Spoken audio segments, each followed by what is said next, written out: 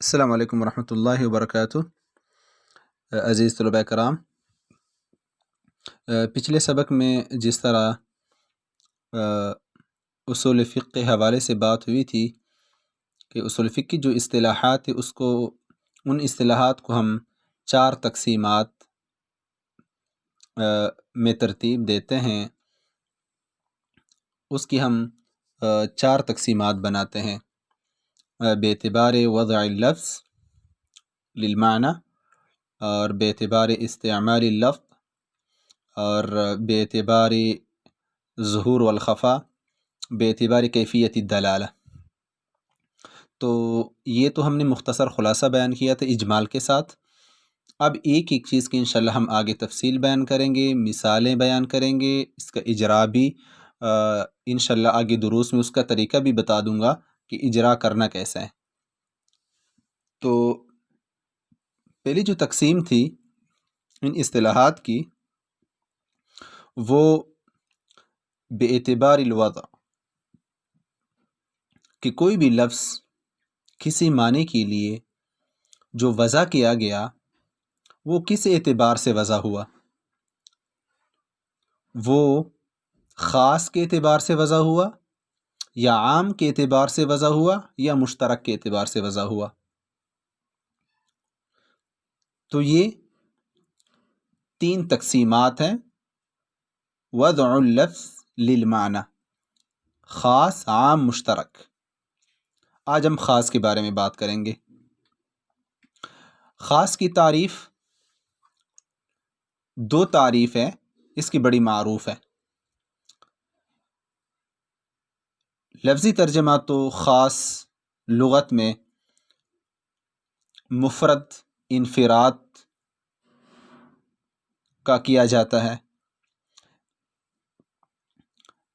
لیکن اصطلاح میں ہر وہ لفظ، کل لفظ وضع لمعنى واحد على الانفراد، ہر لفظ جو ایک معنی کے لیے وضع کیا گیا ہو انفرادی طور پر، علی الانفراد، اس کے اندر تثنیہ، جمع یہ نہیں آئے گا، ورنہ یہ عام میں چلا جائے گا۔ پھر تو کوئی بھی لفظ جس کے اندر انفراد ہو، جس کے اندر ایک کا عدد پایا جاتا ہو، تو اس کو ہم خاص کہیں گے۔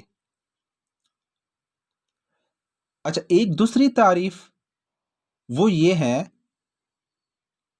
اللفظ الموضوع للکثیرین محصورین، کہ وہ لفظ جو وضع کیا گیا اگرچہ وہ کثیر افراد کے لیے وضع کیوں نہ ہو، لیکن وہ کثیر افراد محصور ہوں، جیسا کہ 10 کا عدد، 15 کا عدد، 20 کا عدد۔ اگر اس کو عدد کے اعتبار سے دیکھا جائے تو یہ تو 10 ہند سے بنتے ہیں، 15 ہند سے بنتے ہیں، 20 ہند سے بنتے ہیں، لیکن لفظ عدد 13، 20، 10 یہ محصور ہیں، ان کے اندر حصر ہے۔ تو جب بھی اس طرح حصر ہوگا اس کو بھی ہم خاص میں شمار کریں گے۔ جب حصر سے بات نکل جائے گی تو یہ عام میں داخل ہوگا۔ اس اعتبار سے ہمارے پاس خاص کی 3 قسمیں بنتی ہیں: ایک خاص شخصی، جتنے بھی اعلام ہیں، نام ہیں، زید، بکر، سامہ، یہ جتنے بھی نام ہیں یہ خاص شخصی کہلاتے ہیں۔ خاص نوعی، جیسے کہ آدمی، عورت، گھوڑا، یہ سارے کے سارے ایک نوع ہیں۔ خاص جنسی، جیسے کہ انسان ایک جنس ہے، حیوان ایک جنس ہے۔ اب یہاں پہ ایک سوال ہوگا کہ اگر رجل کو دیکھا جائے جو خاص نوعی ہے، اس اعتبار سے تو رجل کے کافی زیادہ افراد بنتے ہیں۔ رجل تو ایک نہیں ہے، کئی افراد ہیں۔ امرأتن کو اگر دیکھا جائے تو امرأ کے کافی افراد بنتے ہیں، تو پھر تو یہ عام میں داخل ہو جائے گا۔ تو اس کا جواب یہ ہے کہ رجل، امرأ، فرس، خارج میں تو اس کے کافی افراد بنتے ہیں، لیکن ہم نے صرف اسی لفظ کے اوپر فوکس کرنا ہے کہ اس وقت رجل ایک ہی معنی پہ دلالت کر رہا ہے۔ رجلن رجلن جب آپ کہیں گے تو کیا اس سے رجلین مراد ہے؟ رجلن جب آپ کہیں گے تو کیا اس سے رجال مراد ہے؟ نہیں۔ امرأتن سے ایک ہی عورت مراد ہے، امرأتین یا نساء مراد نہیں ہے۔ فرس ان سے فرس ایک ہی فرس مراد ہے، اس اعتبار سے یہ خاص ہے۔ لیکن ہم نے خارج کے اندر اس کے افراد کو نہیں دیکھنا، اگر وہ شمار کریں گے تو پھر عام میں داخل ہو جائے گا۔ اس طرح انسان جو خاص جنس ہے، انسان کے خارج میں کتنے زیادہ افراد ہیں، دنیا کے اندر کتنے انسان بستے ہیں، لیکن لفظ انسان اس وقت یہ خاص اس لیے کہ یہ تو انسان تثنیہ نہیں ہے، انسان جمع نہیں ہے، اناس نہیں ہے، تو ہم نے خارجی صفات کو نہیں دیکھنا۔ اس طرح جو لوگ یہ کہتے ہیں کہ خاص ایک ایسا لفظ ہے جو وضع ہوا، اگرچہ اس کے افراد زیادہ ہیں لیکن اس کے اندر حصر ہو، محصور ہو، لا محدود نہ ہو، محدود ہو، تو وہ بھی خاص کی ایک شکل ہے، وہ بھی خاص کی تعریف میں آ جاتی ہیں۔ تو ہم کہہ سکتے ہیں کہ خاص العدد، خاص الشخص، خاص شخصی، خاص نوعی، خاص جنسی، عام طور پر یہ 3 تقسیمات بیان کی جاتی ہیں، لیکن جو لوگ حصر کی تعریف کرتے ہیں تو ہم اس میں خاص العدد بھی شامل کر سکتے ہیں۔ خاص العدد جتنے بھی اعداد ہیں، کیونکہ سارے کے سارے اعداد محصور ہے، اس کے اندر حصر ہے، تو وہ بھی خاص میں داخل ہو جائے گا۔ اس طرح خاص الوصف جتنی بھی صفات ہے، جہالت، علم، تقوی، سخاوت، بخل، زہد، یہ ساری کی ساری صفات ہیں، یہ بھی ایک ہی معنی پہ دلالت کرتے ہیں، خاص الوصف میں داخل ہو جائیں گی، اور یہ بھی خاص کی قسم ہے۔ اب ہم اس کی کچھ مثالیں پیش کرتے ہیں۔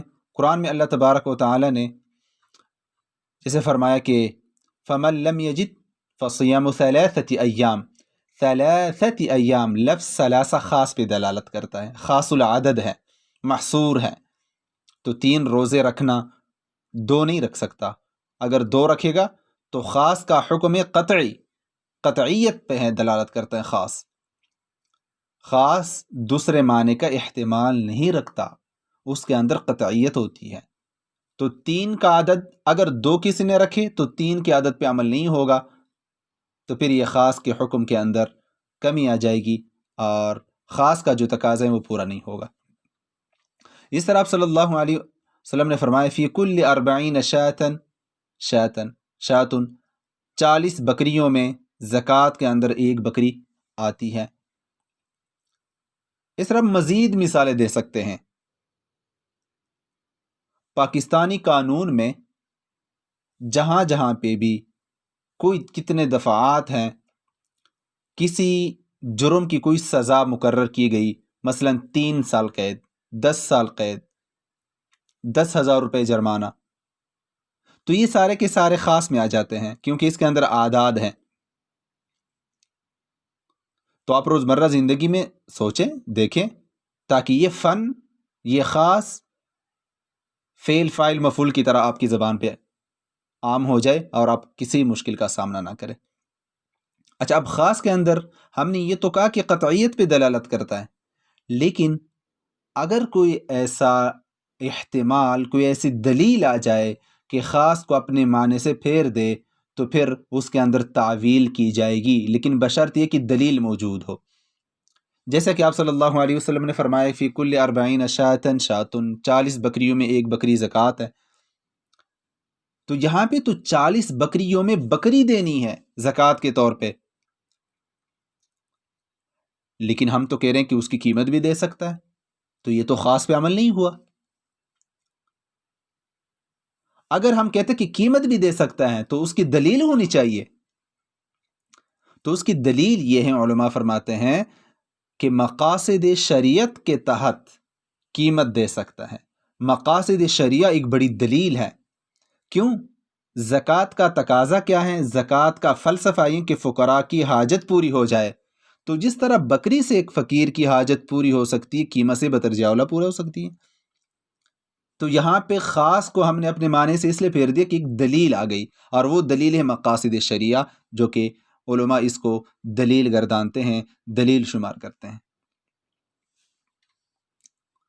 تو انشاءاللہ اگلے دروس میں مطلق مقید امر نہیں پہ بھی بات ہوگی، تو یہاں تک انشاءاللہ۔ اور اگلے سبق میں انشاءاللہ میں آپ کو اجرا کا طریقہ بھی بتاؤں گا کہ آپ نے اجرا کے لیے ایک چارٹ کس طرح بنانا ہے، اس چارٹ کے اندر پھر آپ نے کتنے خانے بنانے ہیں اور طریقہ کیا ہوگا، وہ انشاءاللہ اگلے سبق میں ہوگا۔ تو کوشش کریں